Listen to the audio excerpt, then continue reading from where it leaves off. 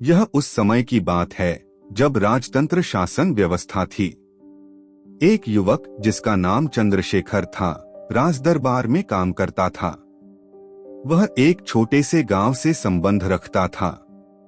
गांव का कोई लड़का शहर में स्थित राजदरबार में कार्य करता है, इससे गांव के सभी लोगों को बड़ी प्रसन्नता होती।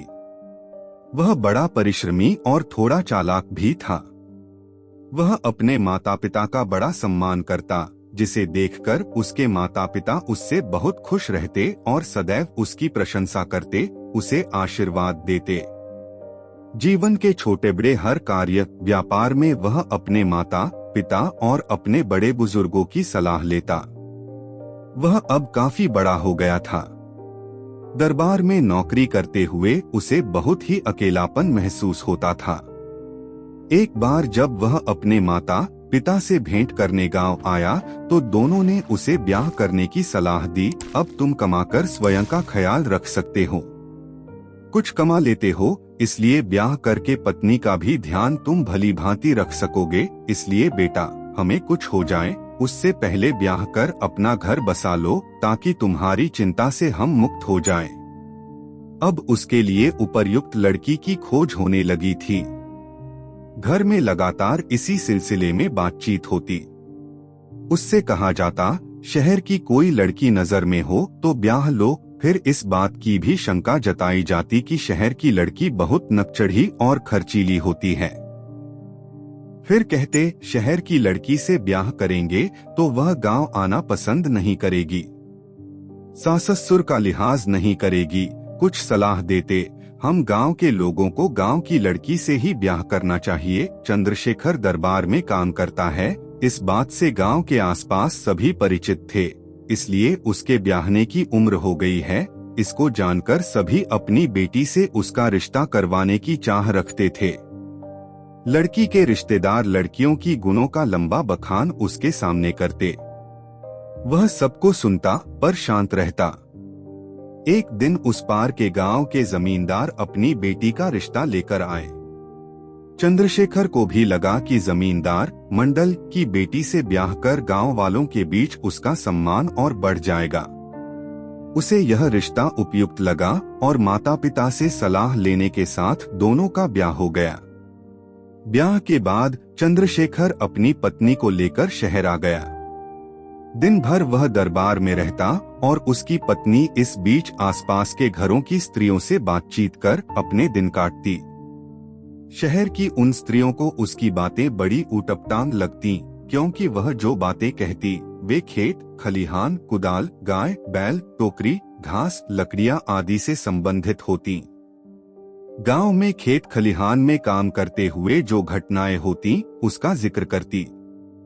शहरी स्त्रियों को महसूस होता कि चंद्रशेखर की पत्नी को बात करने की तमीज नहीं है। वह शहर की जीवन शैली नहीं समझती, जबकि चंद्रशेखर की वे तारीफें करती नहीं थकती। वे सभी इस बात पर सहमत होती कि वह बड़ा सीधा और समझदार है, जबकि उसकी पत्नी बड़ी गंवार, वह उसके जोड़ की नहीं है। उन स्त्रियों ने यह गौर किया था कि चनामती किसी की बात को भी बीच में काटकर बोलते लग जाती थी। चनामती बेधड़क होकर दूसरों की बात काट देती, उस पर उसका बात करने का ढंग भी बहुत जोर जोर से होता था। आसपास की स्त्रियों को लगता चनामती को चंद्रशेखर के लिए योग्य बनाना होगा। एक सुबह दरबार जाते हुए चंद्रशेखर ने अपनी पत्नी से कहा, मुझे बहुत दिनों से हलवा खाने का जी कर रहा है। उसके मुंह से निकलना था कि उसने बीच में टोकते ही कहना शुरू किया, ऐसा था तो मुझे कहा क्यों नहीं, मैं बना देती हलवा तुम्हारे लिए, मैं यहाँ तुम्हारे लिए ही तो हूँ, फिर मुझे कहते क्यों नहीं, मैं आज तुम्हारे लिए हलवा बनाऊंगी। चंद्रशेखर को शंका हुई, वह हलवा पहचानती भी है या नहीं। यह जानने के उद्देश्य से उसने पूछा, तुम हलवा जानती हो न, क्या होता है? उसने तुरंत हाँ में सिर हिला दिया और चंद्रशेखर को हलवा की पूरी उम्मीद दिखाकर दरबार भेज दिया, जबकि उसने आज तक हलवा चखना तो क्या देखा तक नहीं था। वह यह भी नहीं जानती थी कि वह किससे कैसे बनता है और कैसा होता है। परंतु अपने पति के सामने नहीं जानती कहकर जो स्थिति खड़ी होती उससे उसे मुक्ति मिल गई थी। घर का सारा काम समेटकर चनामती बाहर बैठी स्त्रियों के जमघट में बातचीत करने निकल गई। उसने सोचा, अब यहाँ अगर हलवा के विषय में किसी से पूछती हूँ तो यह सब मेरा मजाक बनाएंगी और फिर हमेशा के लिए मेरी बेइज्जती करती रहेंगी। इसलिए उसने एक चाल के तहत हलवा बनाना जानना चाहा।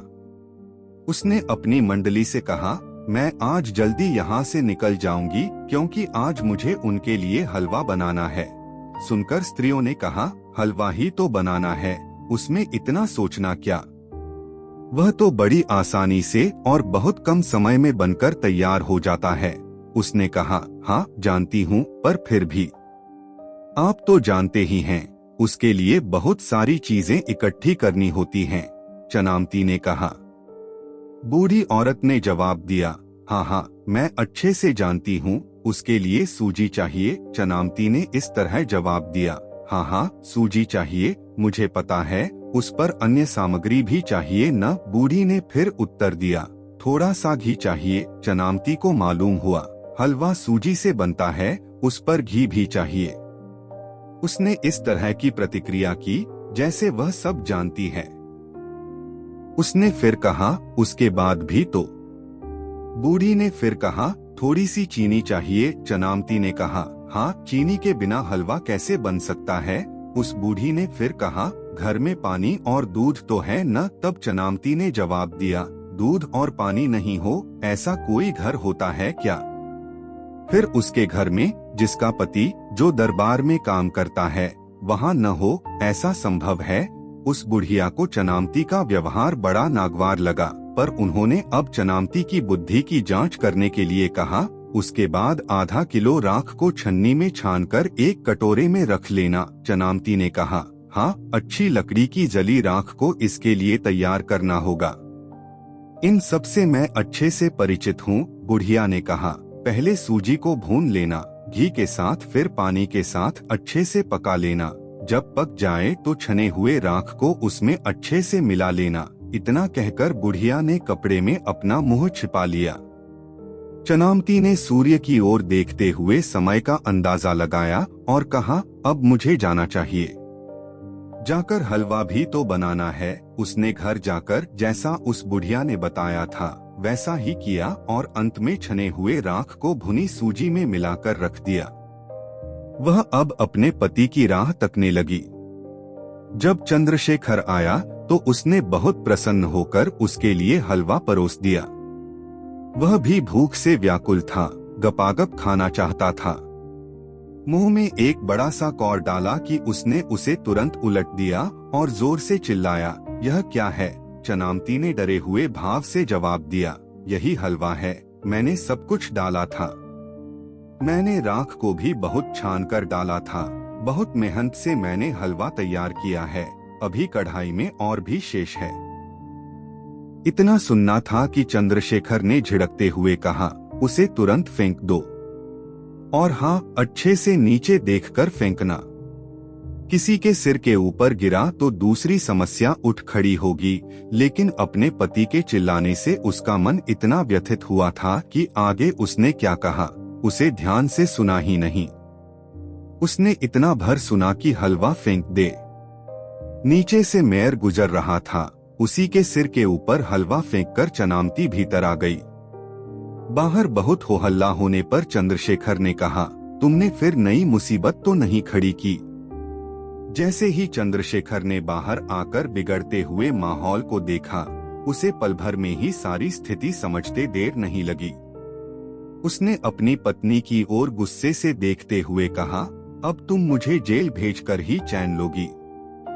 बिना सीखे जाने काम करने से अपने ही नहीं, अपने आसपास वालों के लिए भी मुश्किलें खड़ी होती हैं। यह चनामती शायद समझी या नहीं, पर चंद्रशेखर इन हालातों को देखकर बहुत डर गया था।